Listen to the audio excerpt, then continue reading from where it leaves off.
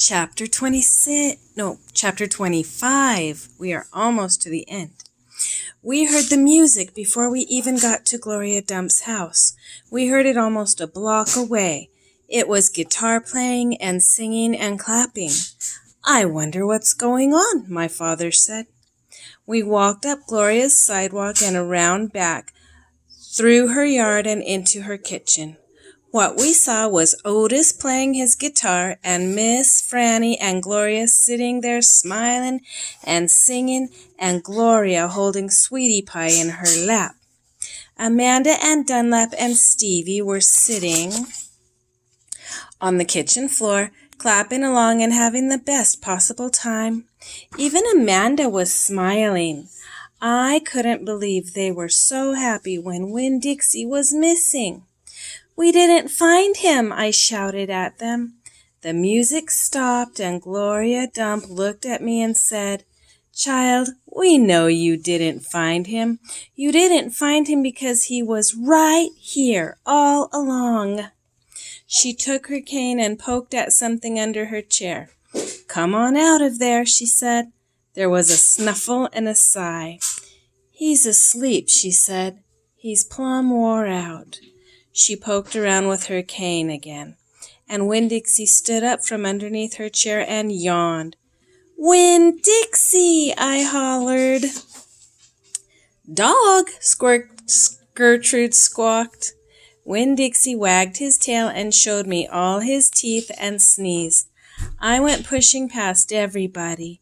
I dropped to the floor and wrapped my arms around him. "Where have you been?" I asked him. He yawned again. "How did you find him?" I asked. "Now there's a story," said Miss Franny. "Gloria, why don't you tell it?" "Well," said Gloria Dump, "we was all just sitting around waiting on you two, and after I convinced these Dewberry boys that I ain't no scary witch all full of spells and potions." "She ain't no witch," Stevie said. He shook his bald head. He looked kind of disappointed. "Nah," said Dunlap, "she ain't. If she was, she would have turned us into toads by now." He grinned. "I could have told you that she wasn't a witch. Witches don't exist," said Amanda. "They are just myths." "All right now," said Gloria. "What happened was we got through all them witchy things, and then Miss Franny said, 'Why don't we have a little music while we wait for you two to get back?' I remember you were And so Otis played his guitar, and woo-wee, there ain't a song he don't know. And if he don't know it, he can pick it up right quick if you hum it to him. He has a gift." Gloria stopped and smiled over at Otis, and he smiled back. He looked all lit up from the inside. "Tell what happened," Sweetie Pie said. "Tell about that dog." "So," said Gloria, "Franny and me, we started thinking about all these songs we knew from when we were girls. We got Otis to play them, and we started singing them, teaching the words to these children. Then somebody sneezed," Sweetie Pie shouted. "That's right," said Gloria. "Somebody sneezed, and it wasn't none of us. So we looked around, wondering who did, thinking that maybe we got us a burglar in the house. We looked around, and we didn't see nothing, so we started into singing again. And sure enough, there was another big ha-choo. Sounded like it was coming from my bedroom. So I sent Otis in there. I said, 'Otis, go on in there and see who is sneezing.' So Otis went. And do you know what he found?" I shook my head.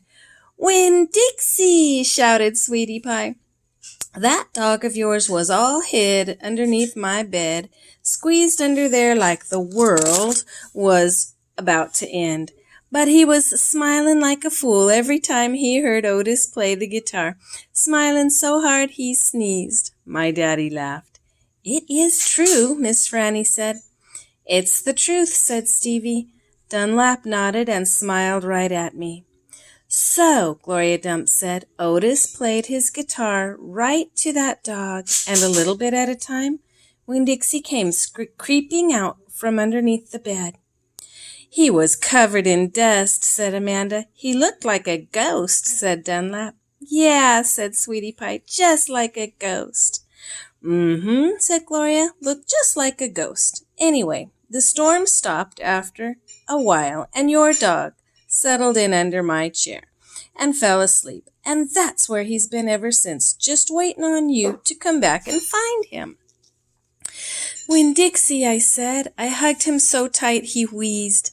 We were out there whistling and calling for you, and you were right here all along.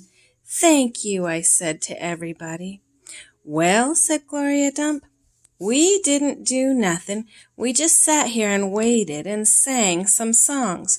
We all got to be good friends. Now, the punch ain't nothing but water, and the egg salad sandwiches got tore up by the rain. You got to eat them with a spoon if you want egg salad. But we got pickles to eat and litmus lozenges, and we still got a party going on. My daddy pulled out a kitchen chair and sat down. Otis, he said, do you know any hymns? I know some, said Otis. You hum it, said Miss Franny, nodding her head, and he can play it.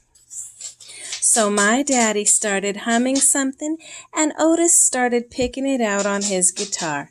And Winn Dixie wagged his tail and lay back down underneath Gloria's chair. I looked around the room at all the different faces, and I felt my heart swell up inside me with pure happiness. I'll be back in a minute, I said.